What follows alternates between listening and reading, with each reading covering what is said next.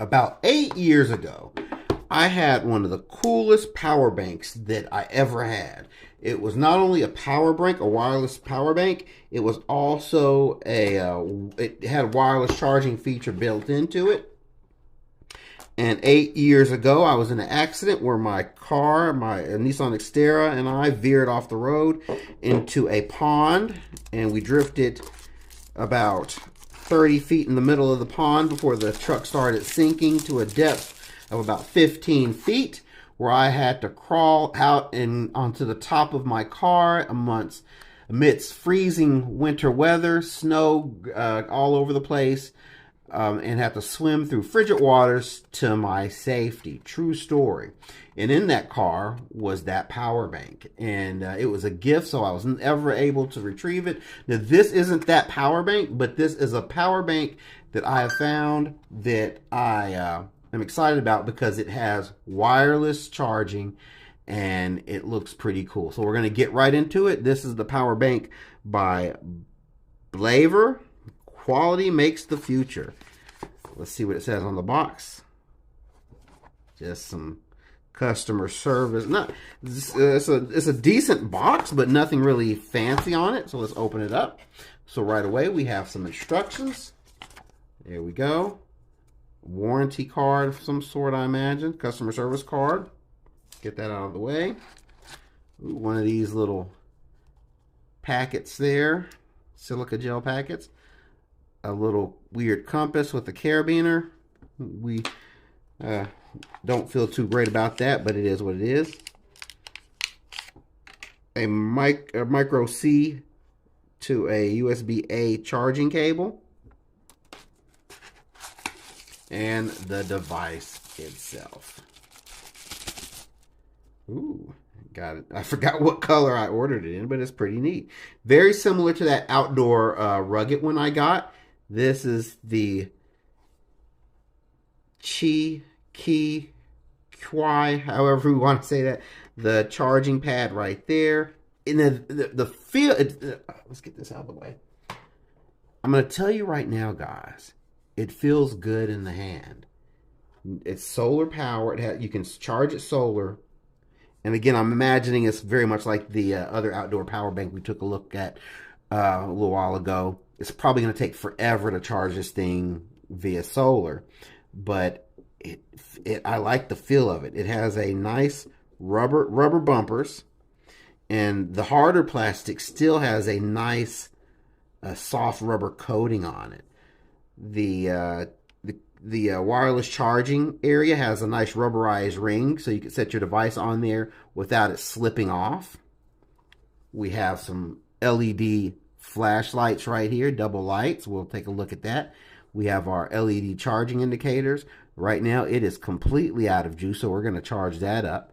And let's see, let me see something. Yeah, so when we see that light come on, it's because the lights around here are giving it a little bit of a charge. Here is the power key. These little green things are the soft rubber, by the way. Here are the charging ports.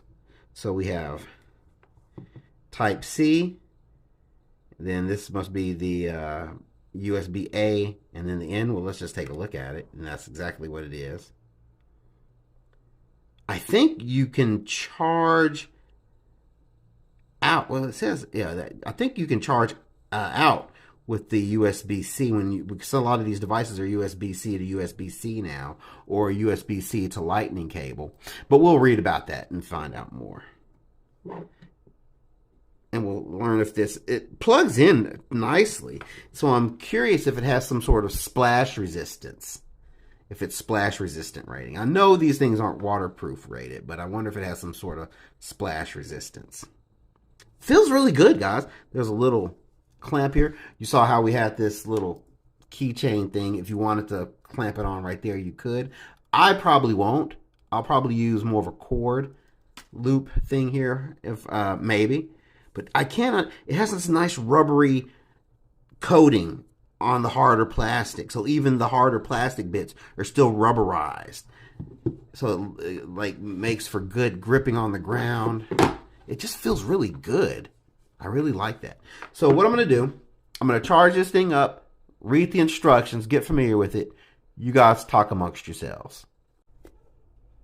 After messing around with this device, getting to learn the ins and outs of it, which isn't much, it's just a power bank, but you just want to make sure you're operating it properly. So here's what I learned.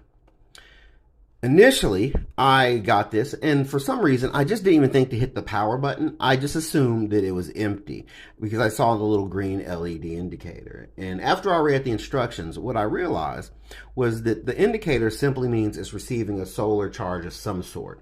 Not necessarily an effective one, but some sort. So what it's picking up are the lights in the room where I am, and I can test how much power it has by hitting this little power button right here.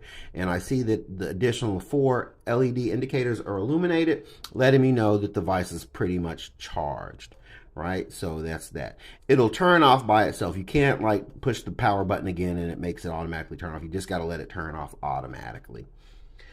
Flipping this around to the front, you see the lights, right? So here's what you can do with the lights. With the power button, and this, what I found was a little tricky. Sometimes it worked the first time, and sometimes you have to just try it multiple times to get the lights to come on, which is a little bit of a downer.